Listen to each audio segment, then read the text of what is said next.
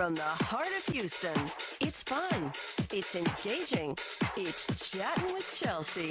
She's daytime's new bestie. Here's your host, Chelsea Edwards. Come back to me. Hey, besties. Thank you for joining me for another Chattin' with Chelsea. All right, from your favorite sport to your favorite watering hole, everything is being poured in pink, and that is because you know why. October is Breast Cancer Awareness Month, and you know, it's not like it used to be. It used to be women in their older years getting diagnosed, but now we're seeing a lot of women in their 40s, 30s, even their 20s getting diagnosed with breast cancer. So we want to raise some awareness on today's show. I had a little Chelsea chat for you myself. So earlier this year, I did a self-breast exam. We all know that we're supposed to do them. I finally got around to doing mine, and I found a lump. So I called my doctor, scheduled an appointment. He gave me his initial thoughts, but wanted to refer me to get my very first mammogram before I turned 40. So I gotta tell you, I was nervous, I was concerned, but I went to the center on my scheduled day. It was actually pretty nice. They gave me a nice little fluffy robe like this to change into, offered me tea and all of that. And when I was in the imaging room, the nurse laid me down. She said, I'll be back. And I was still having all these butterflies, concerns, but the way I am, I always try to make the most of a situation. I pulled out my phone. I saw the light just hit me in the right spot, and I took this picture right here. Like, your girl was looking nice, I will say. All right, so I was happy to find out that my lump was benign. It was harmless, but I know a lot of women do not get the same results. So I do want to go ahead and bring in Lindsay Livingston. You were diagnosed when you were in your 30s, and now you have a foundation that you created, SurviveHER. You bring women together. You make sure that we are checking ourselves and staying on top of that. What was that like when you were first diagnosed? Well, breast cancer was not on my radar at all because mammography starts usually at the age of 40. But it was a shock. It was a huge scare because no woman wants to find a mass that ultimately is malignant after a series of exams. But it was a diagnosis that changed my life for the better, I will say. Was it something you were already cautious of, like because you had family history or anything like that, or did it just pop up and you were like, whoa? So, believe it or not, I didn't know until after the fact that I had a family history of breast cancer after I was diagnosed. Oh, wow. So, when this mass that I found through a self-breast exam, and kudos to you for being diligent about your breast exams, I found it in the shower. And I made a call to my doctor, had my very first mammogram at the age of 37, 3D mammogram, breast ultrasound, MRI, biopsy confirmed it was malignant. Wow. Huge shock. Yeah. Huge shock. And that could have been, what was the timeline like for you? Because I know for me to get an appointment, it took a while for me to get the results, you know, and that whole time you're kind of nervous. Waiting. You are really concerned. I'll never forget, it was around the July 4th holiday season. I was able to get in right before the 4th, and then I got that dreaded call on July 11th that I had breast cancer. Wow. So what was the first step after that? Well, just trying to process. Yeah. And accept the fact that I had the C word. It was very hard for me to articulate at first, but just kind of process, what does this mean? What does this mean for my life? Am I going to live or am I going to die? That's oftentimes what women are faced with. Is this going to be fatal? But through my faith and by God's grace, I really leaned into him, and he held my hand throughout the journey. So I was in New York at the time working in media, and I flew home, one-way ticket home to Houston, so I could start treatment immediately. All right, and where are you now in that journey? So I am 5 years remission, cancer-free. Hey. Gotta do a breast pump. Hey.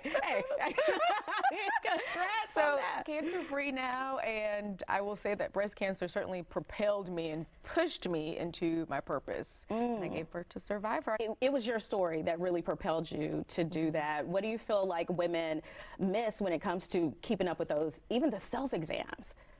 You know, oftentimes women, busy career women or working moms, will put that on the back burner. And right now, what we should always remember as women is to prioritize our breast health. Because if you're not healthy, you can't take care of your family, you can't show up to work and be your best self. So you have to make it a priority. I know it is taboo that, oh, breast cancer, I shouldn't think about it until I'm 40 when I begin my mammograms. But no, you need to start as early as in your 20s. So it should be on every woman's radar. Don't put it off, because it could mean really the difference between life or death. And when you were diagnosed, you were in a relationship at that time. How did that change? Well, I will say that the diagnosis certainly gave me more perspective about my relationship, my marriage at the time, and really encouraged me, empowered me really to make the decision to end that marriage. I had to choose between a relationship or myself and fighting for my health, and I chose myself. Yeah. And I think I was really surprised to find out that part of your story, and also discover that a lot of women deal with that when they're diagnosed. Shockingly, 50% of marriages will end in divorce after a woman is diagnosed with breast cancer. Wow. Because, I mean, both of you are in shock, and so you either fight or you fly, fight or flight, right? And it's really tests a relationship. You know, I always look at the wedding vows in sickness and in health, and a diagnosis will really test that sickness and in health, those wedding vows. We are so glad that you fought for yourself and you were here sharing your story today. We are going to continue the conversation about your organization, SurviveHER, right after this break. We'll be back.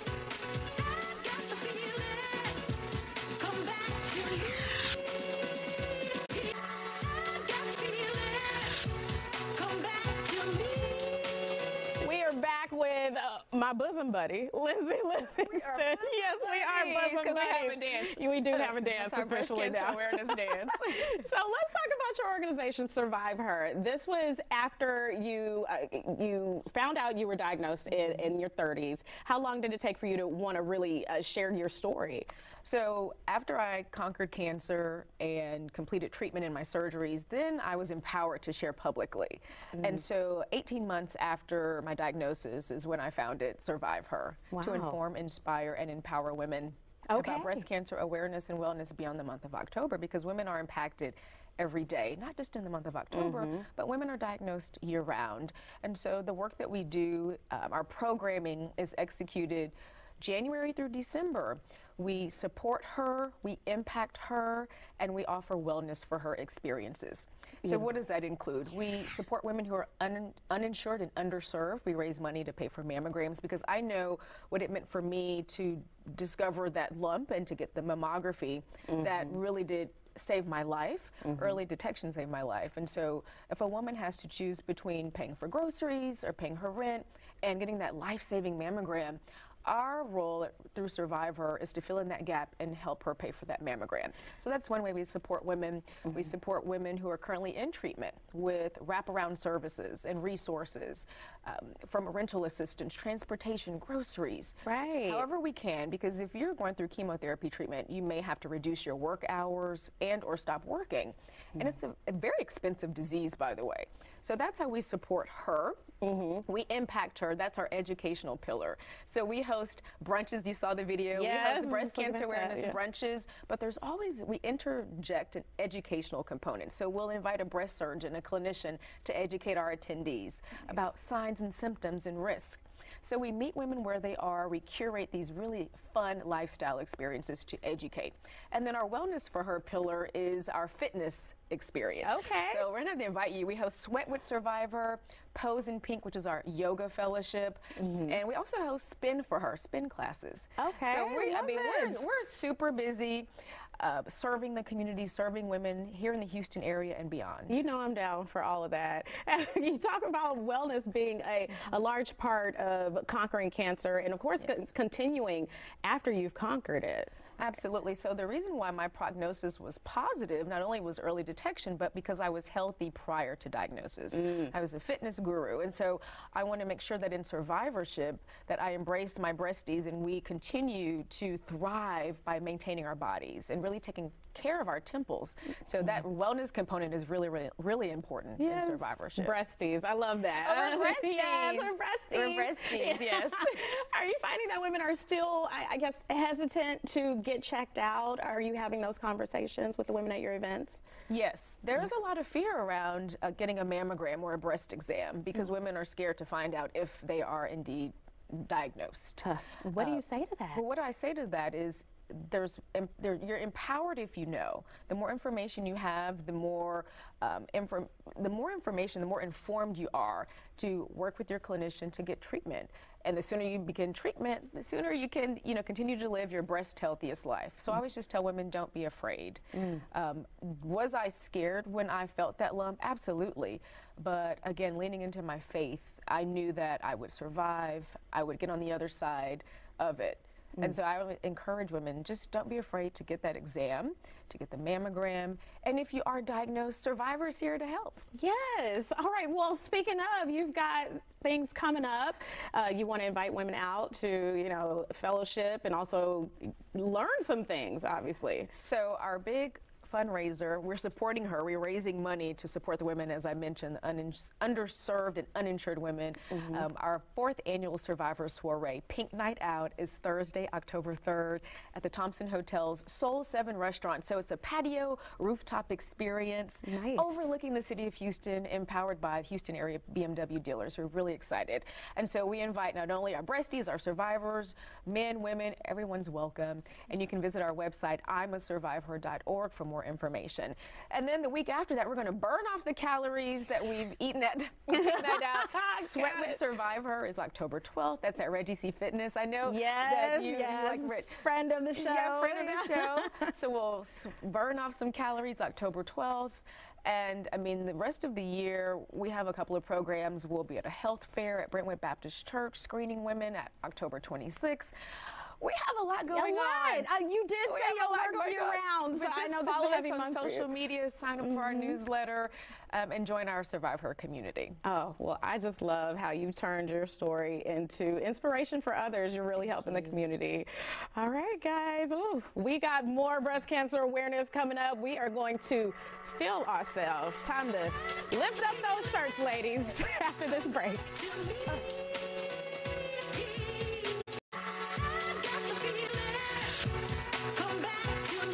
Love a pink outfit, but October being Breast Cancer Awareness Month, that's not what it's all about, right? It's about raising awareness, making sure that we are caring for ourselves. And we've got Dr. Claudia Cotes, the Chief of Imaging over at UT Health Houston, breast imaging. You've had your hands on a lot of boobies, I can say. Okay, so what do you hope people really remember this Breast Cancer Awareness Month? Well, I love October because it's always a great opportunity to remind anyone who's listening to check their breasts. Don't be afraid to touch them, to feel them, to know they have to take care of their health. Yes, it's all right. Okay, so you're going to show us. I mean, we want people to do it along with us. I can do that, right? I can. Okay. I can. I'll do it. We want to make sure that you guys are out there making sure that you're good. So what we're doing when we do our self-breast exam, we're checking for any lumps, bumps, things like that. Yeah, so what I tell my patients is every month, just feel your breasts. You want to do it maybe after your period. You don't want to do it when you're all swollen and tender. You know, we all have that phase where it's uncomfortable. But what you basically are going to do, you're going to check from this collarbone right here, which is called the clavicle. Can you feel that bone right there? So we want to include the tissue from that all the way down to the lower edge of the breast. Okay. You want to also include the armpit area. There are some lymph nodes there that you also want to feel. Make sure you don't feel anything there. So what I tell the patients is not to be afraid of touching. You can either go from top to bottom, all the way across the breast, right? Or the way I like it better is like a clock. You want to go 12 o'clock all the way down to where the nipple is, 1 o'clock, 2 o'clock, 3 o'clock, all the way around the breast to make sure you cover all the area. Why do we need to make sure our hand is up when we do this? Because you want to check the armpit also. Okay, just to make sure we get in there. You can do it standing up. You can do it laying down. Maybe you're watching TV a little bit. You're watching Chelsea. Yeah, watching Chatting with Chelsea. You can feel your breast while you're doing that, and then you do the other side, just same steps. Put your arm up, just feel all the way around. Some people like to do it in the shower also. You know, makes your hand a little bit more slippery. You can feel a little bit more, like different things. What are you looking for? Anything that feels bulky, anything that feels like a fixed mass, anything that just feels out of the ordinary to you. So that's number one. Okay. What other things can you do? You want to make sure you go to your doctor once a year. Why? Because that will be a full medical exam performed by a physician who knows exactly what they're doing. Usually it happens in your OB/GYN's office, but your regular doctor, if there's a family doctor or somebody that does a physical exam, they can do that too. Okay. But once a year, you want to make sure that happens, and for women, usually happens with your OB/GYN. Once you have that test, they're probably going to send you to a mammogram, and that's a conversation that we all need to have at some point, especially when you're going to turn 40. That's when we start doing mammograms every year. Right. So when you get your mammogram, that's another way for us, the radiologists, to see your breast on the inside. So if you think about it, what are we looking for? Breast cancers, right? We want to find the cancer even before you can feel it. Okay, so 40 period across the board, you're getting a mammogram. For sure. Are there reasons why you might want to start earlier? Yes, there are reasons you might want to start. If you have a family history, let's say your mom or sister, a first-degree family member had breast cancer when they were in their younger age, maybe 45, you want to start 10 years before they were diagnosed. Oh, so even 30. Yes. Start doing mammogram. Woo, okay. If all right. you qualify for that, then Yeah. absolutely yes. Know your risk. If you know your risk, and you can have that discussion with your doctor, if you're on the higher risk, you can consider doing screening beforehand. Okay, all right. So feeling ourselves, getting with our doctor, and then Getting the mammogram. Okay, and I know a lot of women get scared about doing the mammogram because it has such a bad reputation. Yes. I did mine, and it wasn't as bad as I thought it was going to be, I will say. And same thing, as I was telling you, try to check after your period. You can plan the same for your mammogram so that your breasts are not swollen, tender. You can go the week after your period. Your breasts are usually feeling much better, and then we can do that light compression, which is also very important. And people say, why do you have to squeeze our breasts? For many reasons. We want to do that first to reduce the amount of radiation you're going to get. If it's thinner, less radiation needs to go in. And then if we hold it tight in place, we're going to make sure those tissue kind of like spread out. And we don't see things or call you back for things that end up being nothing. Okay, all right. So I'm also hearing that more and more women, younger, are getting diagnosed, 20s, 30s. So what do you think is attributing to that? You know, there are many risk factors, and I know we are not in this point where we can know exactly what's causing that. Yes, have I seen younger patients having it? Yes, and that's why I was telling you it's so important to know your risk ahead of time. Because if you think about it, what happens with younger women before 40 is that they don't get a mammogram every year. Right. So that's why the physical exam is so important for these women, because they're the only ones who are going to find it before, or their doctor in their appointment, before they get the mammogram. And how often should we be doing our physical exams? Every month. Every month. Your own exam? Yeah, our own self-exam? Every month. Oh, okay. So I'm you have behind that, schedule. Exactly. Okay. you forget. It's hard to put it in Yeah. the schedule, but you know, right, with our phones, we can just say, check your breasts, and then you can remember to do that.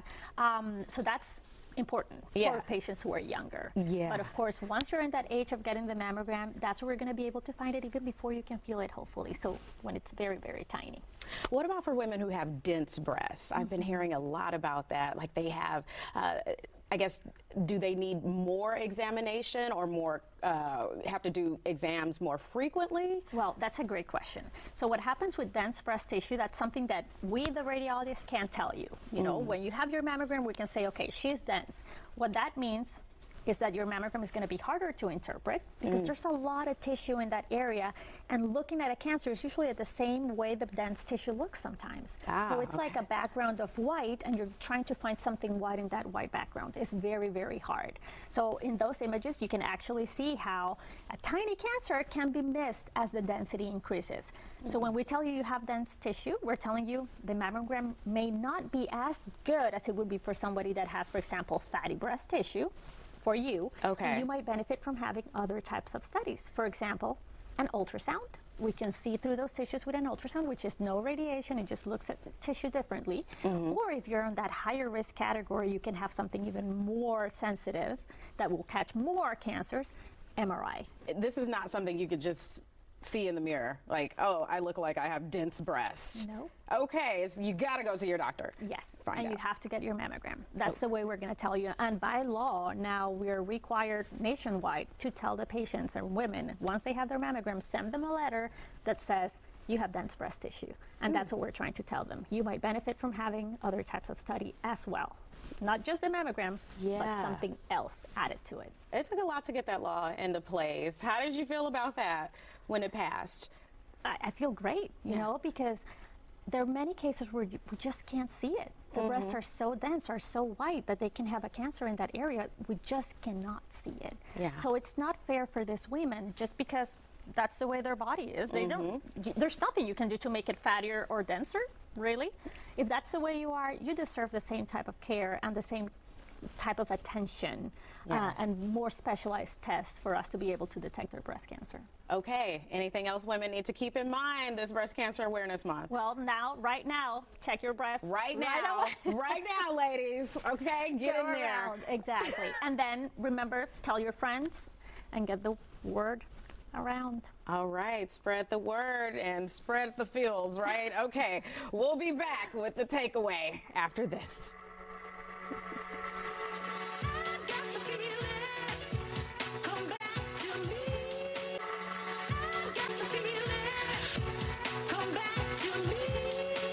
Thank you for watching another Chatting with Chelsea this Breast Cancer Awareness Month. Dr. Cotes, what do the folks out there need to remember for sure?